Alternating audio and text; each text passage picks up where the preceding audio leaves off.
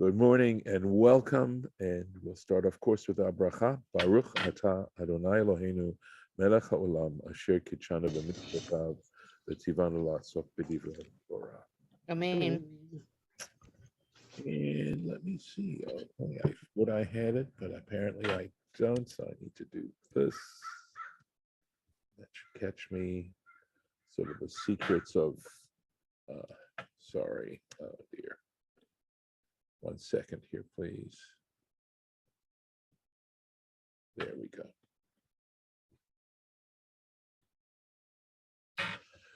So, this is not the right place. Let me find the right place. Sounds like I got some interesting things going on here.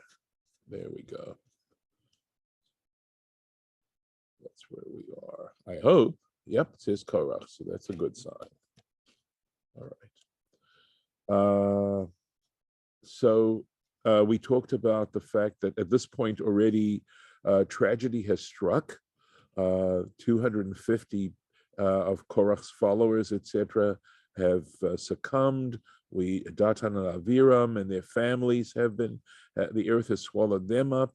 And God has told Moses and Aaron at this point that these fire pans, these censers, they need to be taken and beaten and overlaid on the altar outside, on the bronze altar. So, Vayikach Elazar HaKohen et machtot hanachoshet. Elazar HaKohen, the priest, took the fire pans of brass, the brass fire pans, asher hikrivu hasrufim, which the ones who were burnt had brought near, vayir akum sipui, and he beat them out. The idea is sort of thinning out metal, sipui, as a to put around the altar, lamizbeach, for the altar. So this is exactly what God had told them to do. Vayirak Rashi is taking that word. By the way, notice the word rakia, right? That we had in Genesis chapter 1, that we talked about the expanse or the firmament. Firmament. Yeah, it's sometimes translated. And to understand that that is like this film, this layer of film that separates the waters above from the waters below. And likewise, the idea of beating metal into these very thin foil, plates of foil. So that's the word, and it's a verb to do that process. Let's see here. So he gives you the French word entendre. I think that means to extend, something like that, right? In French, und sie denen euch. And he thinned, in other words, he thinned them out. Denen or Denton actually. Denton ois. He thinned them out, or he beat them out. To dent something could be related to that. And what was the purpose? Zikaron livnei Yisrael, as a reminder to the children of Israel, Leman asher lo yikrav ish zar, that a person, an ish zar, a non-Kohen, it literally means a strange person, meaning a non-Kohen. Asher lo mizera Aharon, who is not from the seed of Aaron, who is not a descendant of Aaron's, that he not offer up asher lo yikrav lahaktir ktoret, and specifically to burn incense, right? To offer up incense, lifnei Hashem, before God, v'lo yiyeh Korach ka'adato, so that he not be like Korach and his community, kasher diber Hashem b'meod Moshe lo, just as Hashem had spoken to Moses about this, to Moses and asked him to take care of us, essentially, is what that feels like that's talking about. This biyad Moshe would be through the agency of Moses to him, to Moses. Syntax is a little bit blurry there, but that's basically the meaning. Excuse me. And Rashi is going to go into this. V'lo yeh k'Korach, that he should not be like Korach. Kedei shelo yeh k'Korach. So it isn't just a declarative sentence, is the point that Rashi's making. It means so that he not be like Korach. Kasher diber Hashem biyad Moshe lo. Wow, a lot of words in that one, right? And what I was struggling to translate. So it says, Kamo alav. So it says, Moshe lo, he's understanding the law meaning alav. Al Aharon diber el Moshe. Regarding Aaron, he spoke to Moses. Sheyehu uvanav. So, Rabbi, Yes. mine says that, including parenthetical and non-parenthetical, it says the word lo literally means to him. Yes. Here it means about him. Right. That is about Aaron, period. He Correct. spoke to Moses. Yes. Right. Right. That's what it's coming to. That's what Rashi's explaining to us, how to translate this properly. So Okay, I didn't hear that with what you said, but that. well, it may not have been as clearly as you just said it, okay? But that was at least what I was trying to get across. Right. Okay. That how he's understanding it is where it says Kasher diber Hashem, just as Hashem spoke biyad Moshe through Moses, law about Aaron, is how Rashi's understanding this, or how the tradition is understanding this regarding Aaron. So let's keep going. Thank you. So diber el Moshe, he spoke to Moses, Sheyehu uvanav kohanim, that he, that is Aaron and his offspring, should be kohanim. They should serve as priests. Lefichach, and for this reason, lo yikrav ish zar, so that no outside person should offer up asher lo mizera Aaron, who is not of the seed of Aaron, etc. V'chein kol li velo v'lahem. And he says, every time you come across a li, which means, literally it means to me, lo means to him, v'lahem means to them, hasmuchim etzel dibur, when it says daber, in other words, daber lo or daber li, diber lahem, etc. He says, whenever you have those two words conjoined, okay, pitronam, we understand them kamo al, as if it says about, not to, but about. Umidrasho, and the Midrash interpretation is that law refers to Korach, umahu biyad Moshe, and what are we trying to say when it says biyad Moshe, through Moses's hands? V'lo katav el Moshe, and doesn't say God spoke to Moses. Remez, this is an allusion, lacholkim, to people who act divisively, al hakahuna, regarding the priesthood.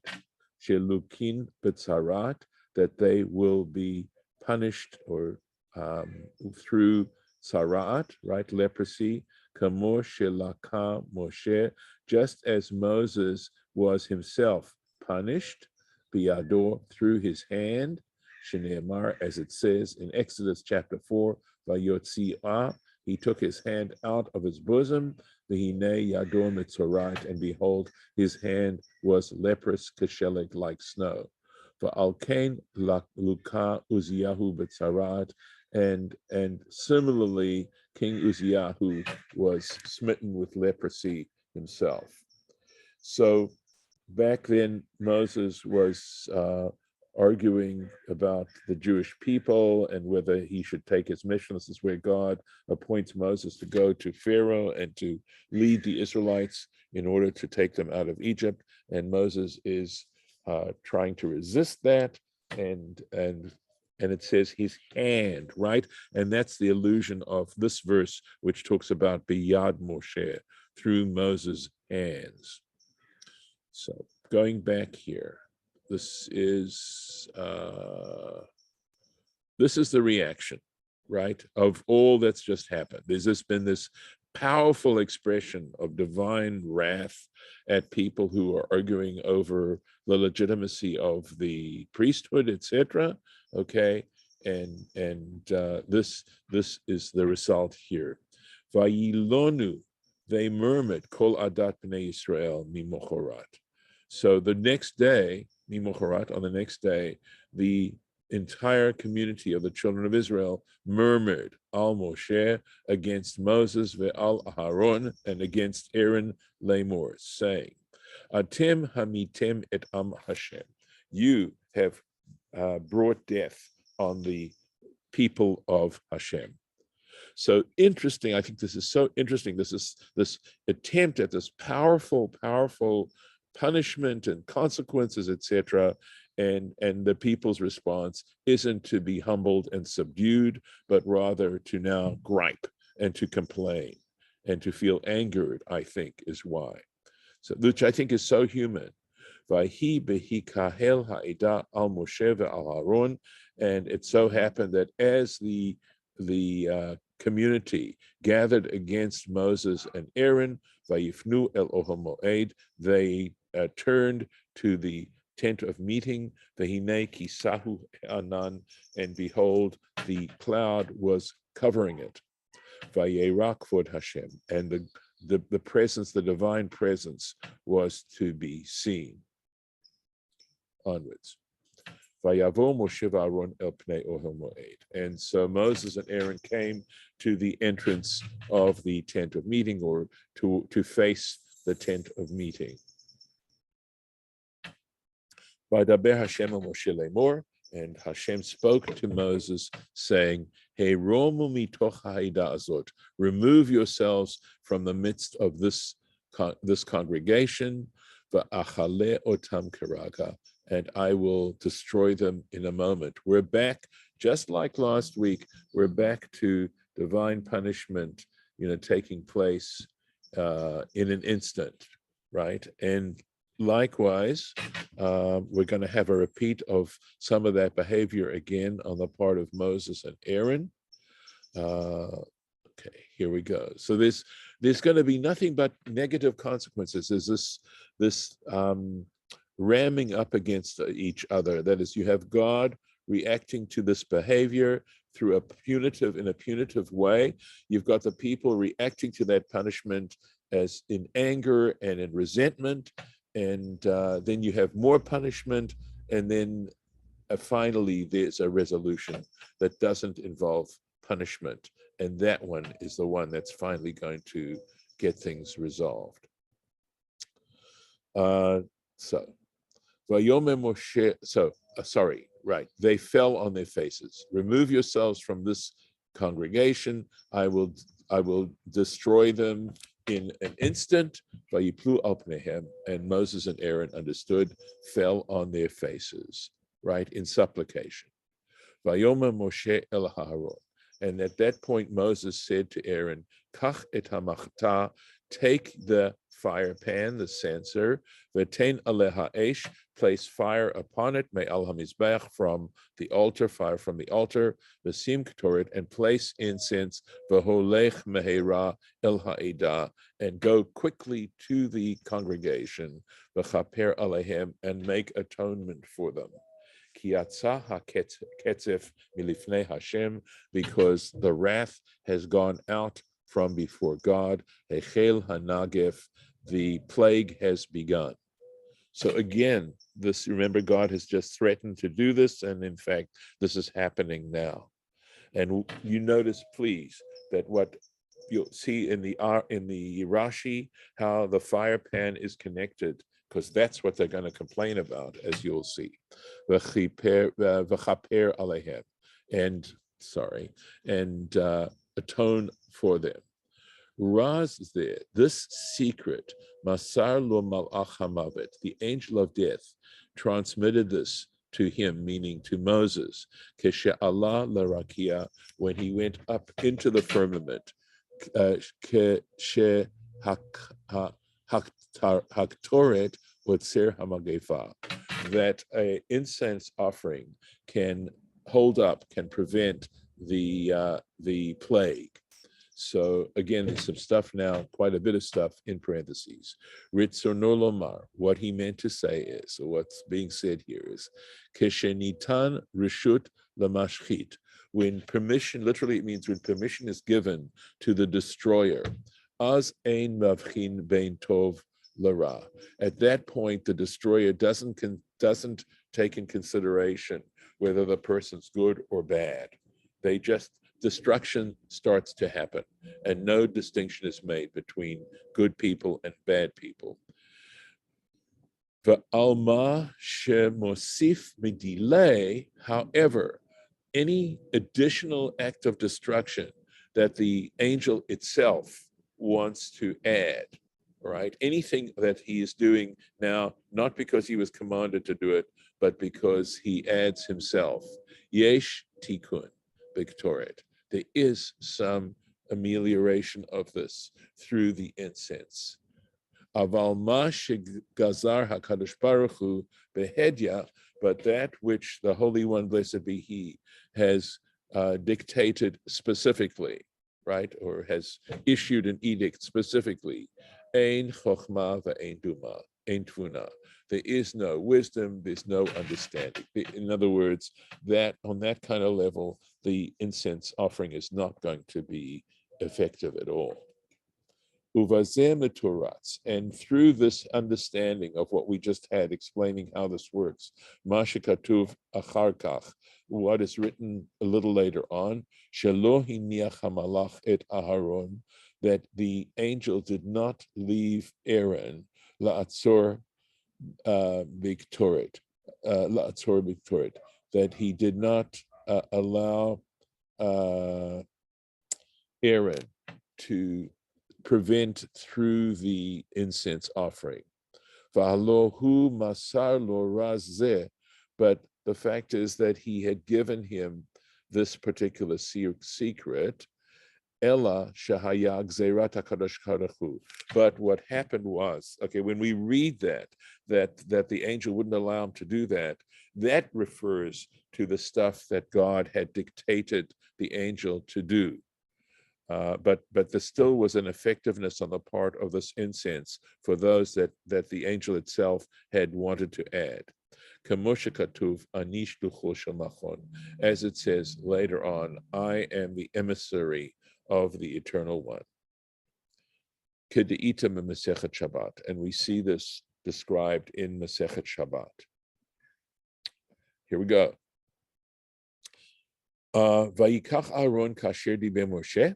And so Aaron went and took just as Moses had spoken, Vayarotz el toch hakahal, and he ran into the midst of the community, of the group, Vehine hechel hanegef ba'am, and behold, the plague had already started amongst the people, Vayitain et haktoret, and he gave up the incense, he caused the incense to burn, Vayichaper alaham, and he atoned for the people. Vayamod bein hametim uvein hachayim, and he stood between those that were dead and those that were alive. V'te'atzar hamagefa, and the plague came to a stop. Let's see what we've got here. Okay, Yod Gimel 13.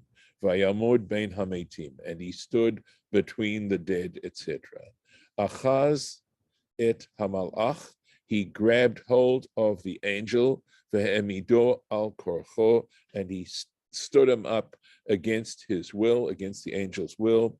Amar le hamalach, and the angel said to Aaron, Henachli, leave me alone, la'asot shlichuti, to accomplish my mission, to perform it. Amar le, he said to him, Moshe tzivana. So Aaron says to this angel, Moses commanded me la'akev al yadcha. He said, Moses commanded me to prevent you.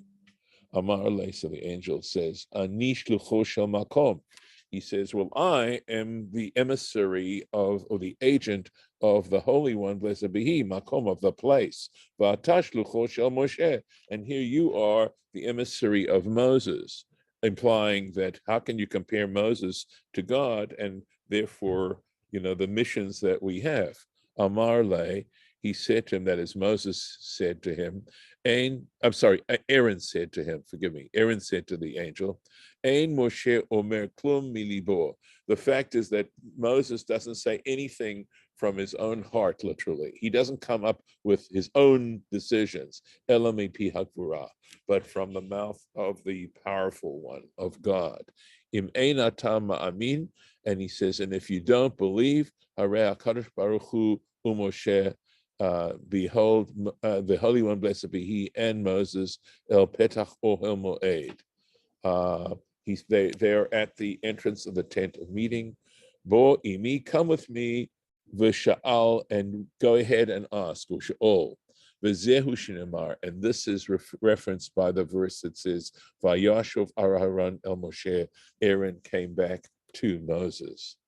Davar acher, a different interpretation. Lama bektoret, and this is, I think, very illustrative and very helpful. Why dafka through the incense? Lefi shahayu Yisrael melizim umaranim, and the reason is that when those Israelites were murmuring, they were in fact murmuring achar haktoret, about the incense. Lomar, and they would say, Sam hamavetu, it is an elixir of death, okay, or spice of death.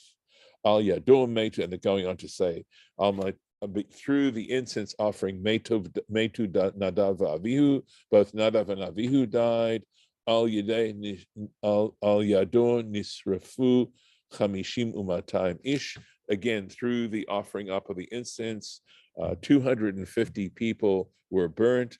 Amara Kadosh Baruch Hu, said the Holy One, blessed be He, Tiru She'otzer Magefahu. You look closely and you will see that it actually prevents the plague.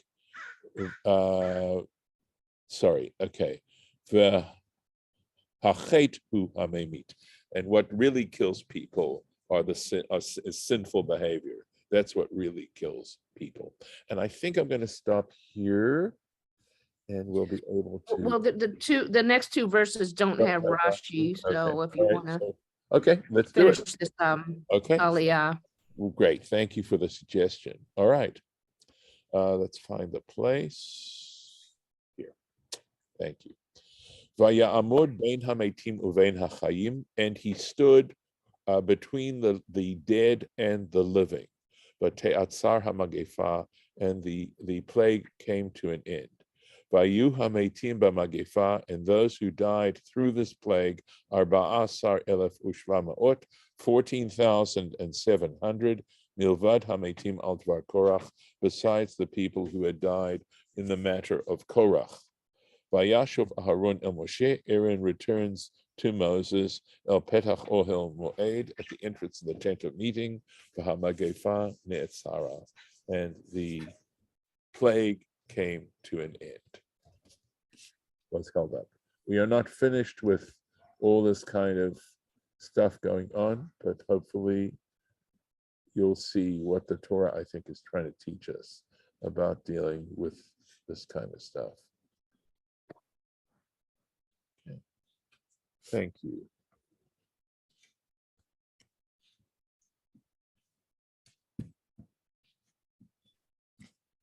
We will end the share. All right, and we'll stop the recording.